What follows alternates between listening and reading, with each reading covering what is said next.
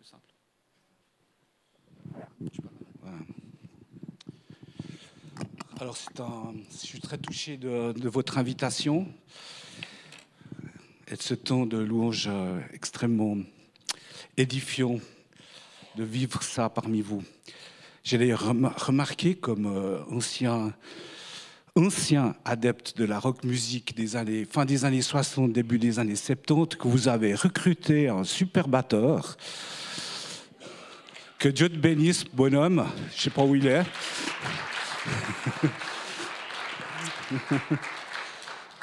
Ça fait vraiment plaisir. Là, il a une rythmique excellente. Allez. J'étais accroché par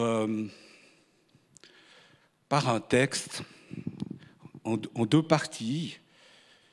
Alors, on appuie sur le rouge, j'imagine. Voilà. Alors, je crois que pour éviter mes lunettes, je vais vous le lire avec vous. Il s'agit de Luc 12, du verset 29 à 41. Et vous, ne cherchez pas ce que vous mangerez, ni ce que vous boirez. Et ne vous tourmentez pas, car tout cela, ce sont les païens du monde qui le recherchent.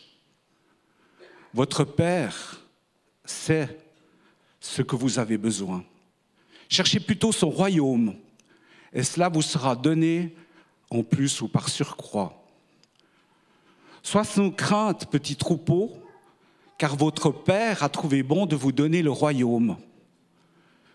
Vendez ce que vous possédez et donnez-le en aumône. Faites-vous des bourses qui ne s'usent pas, un trésor inépuisable dans les cieux, où il n'y a pas de voleurs qui approchent, ni de mythes qui détruisent.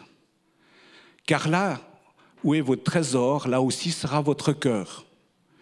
Mettez une ceinture à vos reins et que vos lampes soient allumées et que vous soyez semblables à des hommes qui attendent que leur maître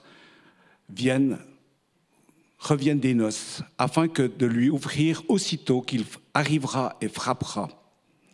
Heureux ces serviteurs que le maître à son arrivée trouvera veillant. En vérité, je vous le dis, il se ceindra et les fera mettre à table. Ainsi heureux sont-ils, et s'approchera pour les servir. Qu'il arrive à la deuxième ou à la troisième veille, c'est-à-dire au milieu de la nuit ou à la fin de la nuit, et les trouve ainsi, heureux sont-ils. Sachez bien, si le maître de la maison savait à quelle heure le voleur doit venir, il veillerait et ne laisserait pas percer sa maison. Vous aussi, tenez-vous prêts, car le Fils de l'homme viendra à l'heure où vous n'y penserez pas. Pierre lui dit, Seigneur, est-ce à nous que tu nous adresses cette parole ou à tous ? Il y aura une deuxième partie complètement différente du même chapitre, juste après, enfin pas tout à fait après, dans la deuxième partie. La première partie de cet extrait du discours de Jésus concerne le pouvoir d'achat de ses auditeurs. Il ne s'agit pas pour eux de renoncer à leur abonnement au fitness ou à celui de leur téléphone portable pour pouvoir payer la nouvelle augmentation de nos assurances maladie. Il s'agit d'un temps où le manger et le boire sont devenus des défis quotidiens. Et à l'heure actuelle, rien ne nous empêche d'envisager ce type d'avenir. Jésus propose un nouveau type de communautarisme, une nouvelle manière de vivre ensemble. Vendez et partagez. Exactement le contraire de notre fonctionnement d'aujourd'hui, qui est de se garder un petit moyen, un petit magot, au cas où, de multiplier les contrats d'assurance pour sauver ce que nous possédons, voire notre calvitie. Mais la parole de Dieu nous dit ce matin, ne crains pas, petit troupeau, notre Père sait ce dont vous avez besoin. Jésus nous invite donc à inverser nos réflexes de protection issus des peuples du monde, qui résonnent un peu comme cela, pour nous distinguer du monde. Il va venir un temps, dit-il, où notre individualité aura le choix entre le réflexe d'un repli égoïste ou protecteur pour protéger nos acquis, ou alors le choix d'une économie communautaire basée sur le partage et la prière. Dans ma commune, il existe un exemple récent de couples de jeunes qui ont investi une ferme avec un énorme rural qu'ils ont transformé.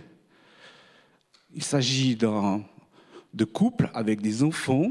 Ils travaillent à l'extérieur et ils pratiquent la prière, la lecture de la parole, mais aussi l'accueil de tous les gens qui sont un peu paumés ou qui ont besoin d'être reconstitués dans le Seigneur.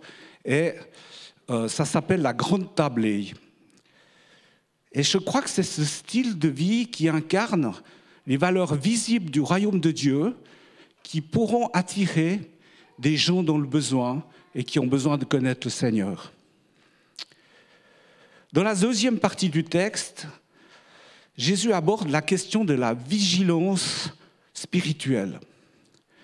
Il est question de discerner la fin des temps et de nous tenir éveillés pour le retour du Seigneur qui pourrait bien venir au milieu de nuit, voire à la fin de la nuit, sachant même que Jésus ne connaît ni l'heure ni le jour. Je crois qu'il est urgent pour nos communautés de revivre un enseignement approfondi sur les textes, Matthieu 24, 25, les épîtres de Paul, l'Apocalypse, ces divers textes de la parole de Dieu qui traitent le sujet afin de comprendre et de discerner les temps de la fin. Mon propos ce matin est de vous rendre attentif à un de ces signes. On pourrait évoquer les bouleversements climatiques inimaginables chez nous en Suisse, par exemple cet été, ou la sécheresse de l'été passé. Sans parler, vous l'avez vu, la vision apocalyptique des récentes inondations en Espagne. On pourrait parler de la menace que consiste la montée des extrêmes politiques, des totalitarismes qui soient communistes, musulmans, chrétiens orthodoxes, voire évangéliques. Non, ce qui me paraît le plus sidérant, c'est le changement de paradigme depuis le Covid, le changement de la nature humaine.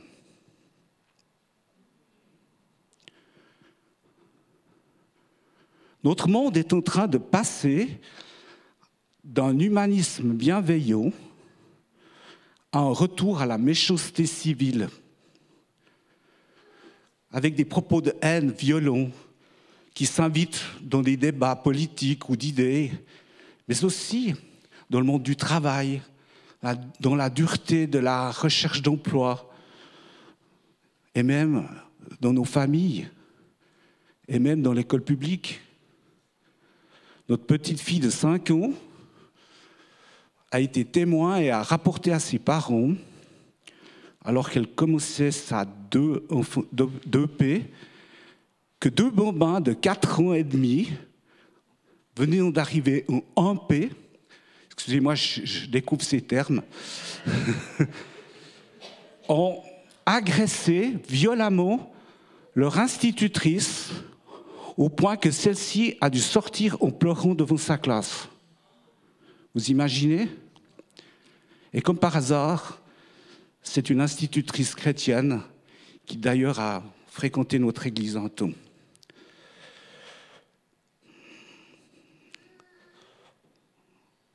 Je crois qu'il y a dans le monde invisible une poussée dans le domaine du barbarisme. Et Jésus en parle dans la suite des versets 49 à 52 que nous allons lire. Là, c'est juste pour expliquer qu'il y avait qu'il y avait des milliers de personnes qui écoutaient Jésus. Verset 1 du chapitre 12 dit qu'il y avait des milliers de personnes qui étaient là pour l'écouter et qu'il risquait d'être écrasé. C'est dans le verset 1 de ce chapitre 12. Mais dans le verset 49, un peu plus loin, Jésus dit « Je suis venu jeter un feu sur la terre, et qu'ai-je à désirer s'il est déjà allumé? Il est un baptême dont je dois être baptisé, et combien je suis pressé qu'il soit accompli. Pensez-vous que je sois venu donner la paix sur la terre? Non, vous dis-je, mais la division, car désormais, 5 dans une maison seront divisés, 3 contre 2 et 2 contre 3. Est-ce qu'il y a une suite? Non, je reviens en arrière. Je ne sais pas si j'ai touché, voilà. Bon. Et il poursuit en disant la belle-fille contre la belle-mère, le fils contre le père contre le fils, etc.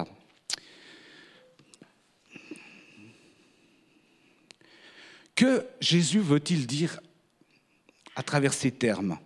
Je suis venu jeter un feu sur la terre que je n'ai pas encore allumé. Je n'ai pas tout à fait la même version. J'angoisse d'un baptême qui n'est pas encore accompli, mais qui me presse d'être accompli. En fait, Jésus parle là de sa destinée à la croix, comme d'un baptême de feu, et dont les conséquences auront pour fruit la division. Il n'y a pas de division sans haine tenace et sans écoute de l'autre ou refus de pardonner. Hélas, dans certaines de nos familles. Et là, je pensais à la phrase de Voltaire qui dit « Je ne suis pas d'accord avec vous, mais je ferai tout pour que vous puissiez l'exprimer. » On en est loin. Lors de son procès, Jésus a dû affronter le droit romain à travers Ponce Pilate. Or, à chaque fois dans les évangiles, par la bouche de Pilate, il nous est dit « Je ne vois en lui aucun mal, je ne suis pas responsable du sang de ce juste. » Ce n'est donc pas le droit romain qui a condamné Jésus, mais c'est la vocifération des mensonges et de la violence des propos des leaders juifs et de leurs partisans qui a fait reculer Pilate devant leur méchanceté. Et c'est dans ce climat d'hostilité religieuse que la première Église primitive va émerger, divisant le monde juif dans une division qui avait été annoncée par le Seigneur. Ce qu'il faut savoir, et je reviens sur le droit romain, c'est que l'origine de nos constitutions démocratiques dans lesquelles évoluent les pays occidentaux est issue du droit romain germanique, revisité par le christianisme. Or, à quoi assistons aujourd'hui? D'abord, l'installation d'un univers mental, la crise, ton pouvoir d'achat en diminution, ton chômage, c'est la faute au système. Ensuite, un discours de promesses et de gratification qui va améliorer ton train de vie. Nous t'offrons une contre-société pleine de satisfaction et de solutions. Enfin, et c'est ce qui est arrivé déjà dans certains pays, la fin de l'état de droit, d'une justice séparée du pouvoir, l'épuration à coups de décrets et de lois, des institutions qui garantissaient nos droits. Et Jésus nous dit ce matin, ne crains pas, petit troupeau, votre Père sait ce que vous avez besoin. Mais surtout, nous assistons aujourd'hui à une banalisation des comportements sociaux. Les psychiatres nomment cela les troubles de la personnalité antisociale. Et ils se basent sur un outil intitulé « L'échelle de psychopathie de Harey ». T'arrives à me mettre la suite? Je pèse là, mais...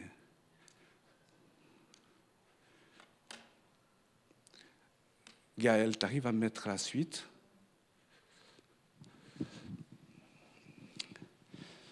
Alors, cette échelle de Harey, elle sert à évaluer les risques de danger criminel à la veille de la sortie de prison de criminels. Et sur les 20 points, symptômes de ce trouble, j'en retiens 5. Tant pis, je vais quand même vous les lire. Voilà. Premièrement, une personne superficiellement charmeuse, à la répartie facile, racontant des histoires improbables et dépourvues de sincérité. Aujourd'hui, je regarde souvent les nouvelles en France et on dirait que chaque jour, il y a des gens qui se font arnaquer. Deuxièmement, comme symptôme, une surestimation de soi, de ses capacités, de sa valeur personnelle. Troisièmement, la manipulation des autres par la supercherie. Quatrièmement, une tendance pathologique au mensonge, à la tromperie, avec une absence d'excuses pour tous face aux incohérences de son récit. Enfin, 5, une absence complète de remords et de culpabilité, aucun souci face aux conséquences néfastes de ses actes sur ses victimes.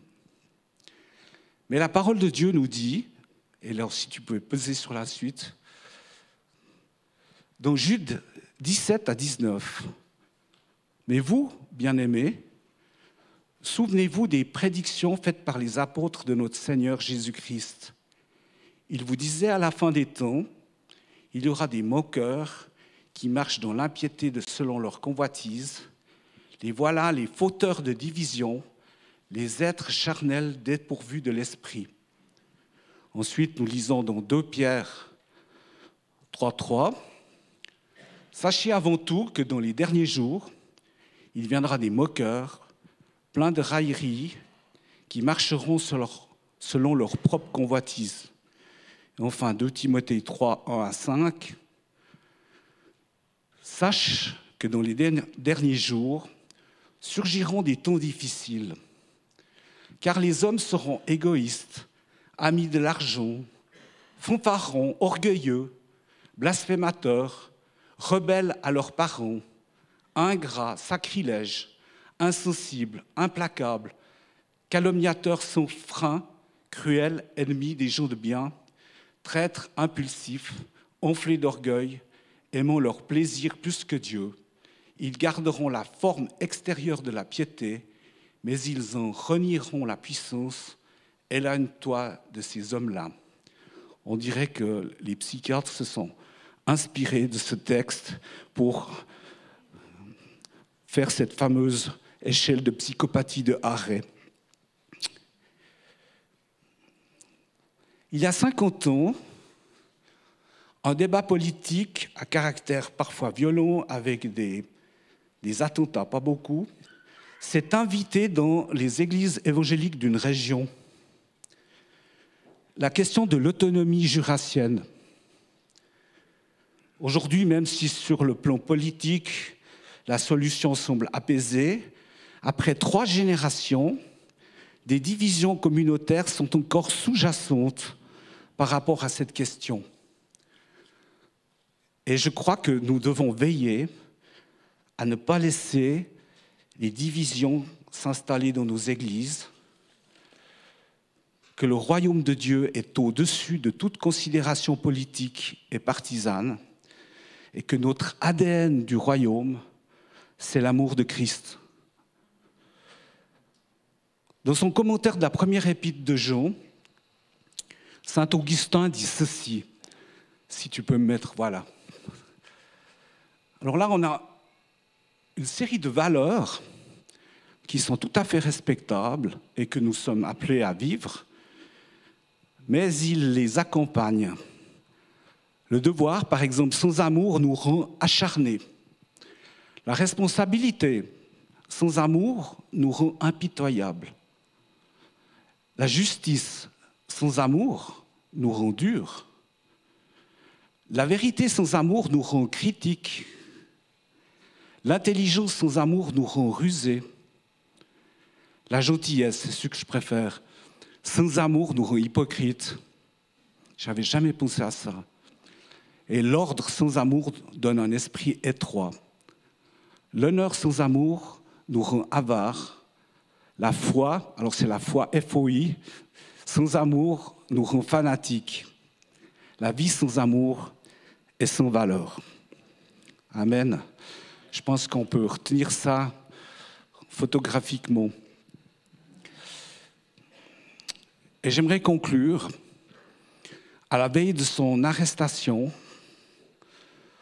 de son procès, de sa marche à sa mort à la croix, dans le jardin de Gethsémane, Jésus prie avec plein d'angoisse. Et cette prière nous est rapportée dans l'évangile de Jean au chapitre 17.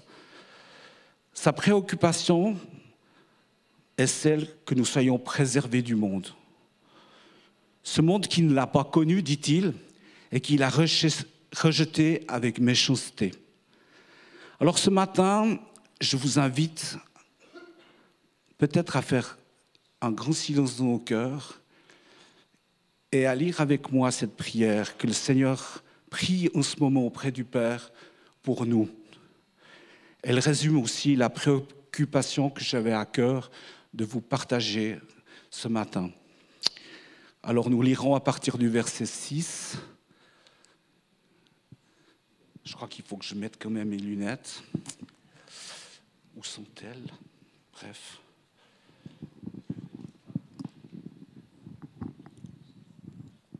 Non, ça ne va pas du tout. C'est le contraire qu'il faudrait. J'ai manifesté ton nom aux hommes que tu m'as donné du milieu du monde. Ils étaient à toi et tu me les as donnés. Et ils ont gardé ta parole. Maintenant, ils ont reconnu que tout ce que tu m'as donné vient de toi, car je leur ai donné les paroles que tu m'as données, et ils les ont reçues. Ils ont vraiment reconnu que je suis sorti d'auprès de toi, et ils n'ont pas cru que tu m'as envoyé. J'ai sauté. Et ils les ont reçus. S'ils ont vraiment reconnu que je suis sorti d'auprès de toi, et ils ont cru que tu m'as envoyé. C'est pour eux que je prie. Je ne prie pas pour le monde, mais pour ceux que tu m'as donnés, parce qu'ils sont glorifiés en eux. À toi. Et tout ce qui est à moi est à toi, et ce qui est à toi est à moi, et je suis glorifié en eux. Je ne suis plus dans le monde. Eux sont dans le monde. Et moi, je vais à toi. Père Saint, garde-les en ton nom, ceux que tu m'as donnés, afin qu'ils soient un comme nous. Lorsque j'étais avec eux, je gardais en ton nom ceux que tu m'as donnés. Je les ai préservés et aucun d'eux ne s'est perdu, sinon le fils de la perdition, afin que l'écriture soit accomplie. Et maintenant, je vais à toi et je parle ainsi dans le monde, afin qu'ils aient en eux ma joie parfaite. Il y a une suite. Si tu arrives à me mettre la suite.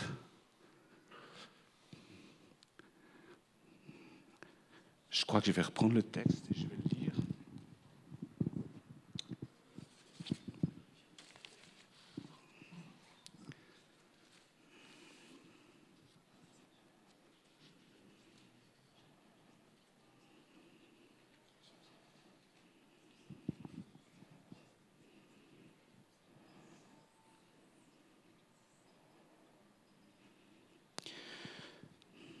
Je ne te demande pas de les retirer du monde, mais de les préserver du mal. Ils ne sont pas du monde, tout comme moi, je ne suis pas du monde. Consacre-les par la vérité, ta parole est la vérité. Tout comme tu m'as envoyé dans le monde, je les ai moi aussi envoyés dans le monde. Et je me consacre moi-même pour eux, afin qu'eux aussi soient consacrés par la vérité. Je ne te prie pas pour eux seulement, mais encore pour ceux qui croiront en moi à travers leurs paroles, afin que tous soient un, comme toi, Père, tu es en moi, et comme je suis en toi, afin qu'eux aussi soient unis en moi, en nous, pour que le monde croie que tu m'as envoyé. Je leur ai donné ta gloire que tu m'as donnée, afin qu'ils soient un comme nous sommes un, moi en eux et toi en moi, afin qu'ils soient parfaitement un, et qu'ainsi le monde reconnaisse que tu m'as envoyé et que tu les as aimés comme tu m'as aimé. Père, je veux que là où je suis, ce que tu m'as donné soit aussi avec moi, afin qu'ils contemplent ma gloire, la gloire que tu m'as donnée, parce que tu m'as aimé avant la création du monde. Père juste, le monde ne t'a pas connu, mais moi je t'ai connu, et ceux-ci ont reconnu que tu m'as envoyé. Je leur ai fait connaître ton nom, et je leur ferai connaître encore, afin que l'amour dont tu m'as aimé soit en eux, et que moi je sois en eux. J'aimerais qu'on prie. Il y a cette unité parfaite, Seigneur, entre le Père et toi, et cette unité appelée à progresser entre nous et toi. Mais cette unité, elle n'est pas possible sans que nous soyons aussi unis les uns aux autres, sans que nous fassions alliance, sans que nous nous préoccupions aussi les uns et des autres. Et ce matin, j'aimerais prier en particulier et que ceux qui se sentent concernés reçoivent vraiment la paix du Seigneur, que ceux qui subissent des violences, des divisions, des moments où des injustices, que ça, peu importe le milieu, parfois peut-être même dans la famille, nous voulons garder vraiment que ce ne soit pas forcément révélé, mais toi tu connais toutes ces choses, Seigneur. Et nous voulons lier toutes ces puissances de méchanceté qui cherchent à atteindre les enfants de Dieu dans le nom de Jésus. Tous ces barbarismes, ces puissances qui sont à l'œuvre, ces esprits de méchanceté qui parfois pourraient nous atteindre, et nous demandons, Seigneur, sur chacun d'entre nous, des protections dans le nom du Seigneur, que nous ne soyons pas atteints comme le Christ nous prie le Père afin que nous soyons préservés du mal. Et en particulier ceux qui vivent des pressions, de la méchanceté et des injustices. Seigneur, tu vois leur situation et nous te prions vraiment maintenant que tu, avec ton autorité du nom de Jésus, pour que tu viennes changer ces situations, qu'elles soient transformées et que les gens qui sont atteints par cela soient en paix et puissent à quelque part proclamer ta victoire sur leur situation. Nous le faisons maintenant au nom du Seigneur et nous proclamons vraiment que tu es uni avec le Père et que tu es uni avec nous et avec chacun d'entre nous, malgré les circonstances. Au nom de Jésus-Christ, Amen. Excusez-moi encore pour problème de lecture. Que Dieu vous bénisse.